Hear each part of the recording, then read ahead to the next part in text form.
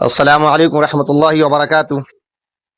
آج کا سوال یہ ہے کہ اگر کسی نے جنازے کی نماز پڑھائی اور بھولے سے 4 تکبیر کی جگہ 5 تکبیرات کہہ دی تو کیا یہ نماز ہوگی یا نہیں؟ اس کا جواب یہ ہے کہ آپ کی نماز ہو جائے گی۔ حدیث کے اندر ہے، باضابطہ بخاری شریف کی روایت آپ دیکھیں گے تو حضرت جابر بن عبداللہ رضی اللہ تعالی عنہ سے ہے، صلی النبی صلی اللہ علیہ وسلم علی اصحمۃ النجاشی فکبر علیہ اربع، کہ آپ علیہ الصلوۃ والسلام نے جو نجاشی رضی اللہ تعالی عنہ ان کی نماز جنازہ پڑھائی ہے اس پہ آپ نے 4 تکبیرات کہیں، لیکن بعض روایات کے اندر جب آتی ہے باتیں تو وہاں پہ اس سے الگ ہٹ کر کی بھی تکبیرات کی بات آتی ہے۔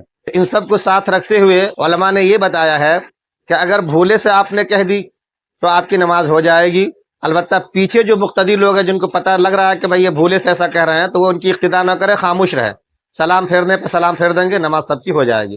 لیکن اگر امام کی اقتداء مقتدیوں نے بھی کر لی تو ان کی بھی نماز ہو جائے گی، ٹھیک ہے، کہیں سے کوئی کمی اس کے اندر نہیں رہ جاتی۔ میرے خیال سے یہ بات آپ لوگ کو سمجھ میں آ گئی ہوگی۔ پھر سے میں بتا دوں کہ اگر 4 تکبیر کی جگہ پہ 5 تکبیرات آپ نے کہہ دی تو بات کوئی دقت نہیں ہے، دوبارہ پڑھنے کی کوئی اس کے اندر ضرورت نہیں۔ اگر کسی نے جان بوجھ کے ایسا کیا تب یہ ہوگا کہ یہ مکروہ ہوگی، نماز تب بھی ہو جائے گی، لیکن مکروہ اس معنی کر ہوگی کہ باضابطہ جو روایت موجود ہے اس کے خلاف اس نے کیا ہے، یہ تو ایسا نہیں ہونا چاہیے۔ اب بھولے کے اندر ہوا ہے تو نماز ہو جائے گی، امام کی اقتداء مقتدی نہیں کرے گا کیونکہ اس کو پتہ چل رہا کہ امام سے بھول ہوگی، ہم سے بھول کیوں ہو۔